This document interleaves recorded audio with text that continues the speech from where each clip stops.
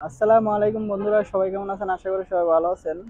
তো আপনারা হয়তোবা অনেকেই দুবাই ট্যাক্সিতে আসতে চাইতেছেন বা অনেকে বাইক ডেলিভারিতে আসতে চাইতেছেন। তো এখন এই দুইটা কাজ থেকে কোন কাজটা ভালো বা কোন কাজের বেতন বেশি, আপনাদেরকে কিছুটা আইডিয়া দেওয়ার চেষ্টা করবো এই ভিডিওর মাধ্যমে।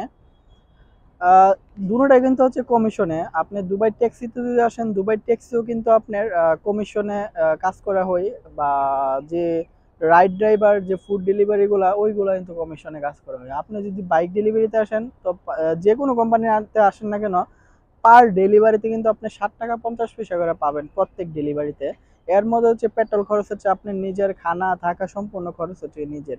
তো একটা রাইডার যদি সারাদিন যে কাজ যদি করে, সে 15 থেকে 20টা ডেলিভারি দিতে পারে। কিন্তু এবার এসে দেখা গেছে মাস শেষে 3,000 3,500 4,000 4,500 দেড়হাম পর্যন্ত ইনকাম করতে পারে। এর মধ্যে তার তেল খরচ আছে, খানা খরচ আছে, রুম খরচ আছে, থাকা খরচ আছে। সবকিছু দেখা গেছে খরচ টরচ বাদ দিয়ে সে 2,000 2,500 3,000-এর মতন সেভ করতে পারে, যেটা বাংলার টাকা 70,000 80,000 1 লাখ টাকার মতন ইনকাম করতে পারে। তো এখন দুবাই ট্যাক্সিতে কত টাকার মতন ইনকাম করতে পারে? দুবাই ট্যাক্সিও কিন্তু হচ্ছে আপনার কমিশনে।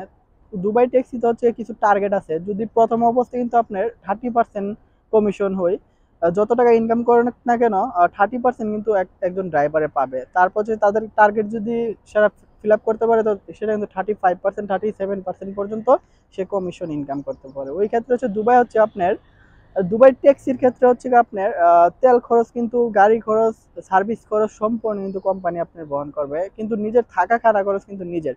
দুবাইতে দেখা গেছে আপনি সবকিছু খরচ টরচ করে, কিন্তু থাকা খানা খরচ টরচ করে কিন্তু প্রায় 2,500 3,000 3,500 মতন যদি কাজ যদি করে ভালোভাবে, তাহলে কিন্তু ইনকাম করতে পারবেন।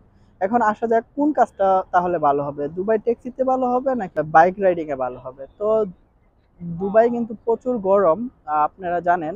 তো আপনার যারা বাইক যারা চালায় তারা কিন্তু প্রচুর গরম বা অনেক কষ্ট করা লাগে, যেরকম মনে করেন বাইরে গেলে কিন্তু হ্যামলেট সেফটি জ্যাকেট পরে কিন্তু যাওয়া লাগে।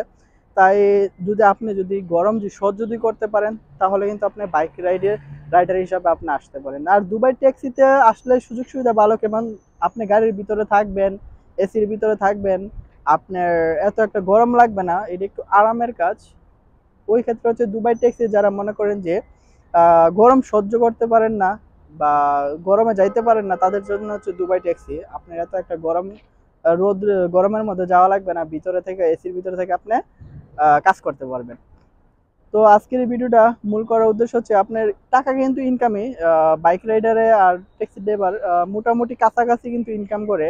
কিন্তু এর মধ্যে হচ্ছে আরামের কাজ হচ্ছে একটু একটু আপনার দুবাই ট্যাক্সি যা, এটার মধ্যে হচ্ছে আপনার গরম সহ্য করা লাগবে না, এসির ভিতরে আপনি কাজ করতে পারবেন।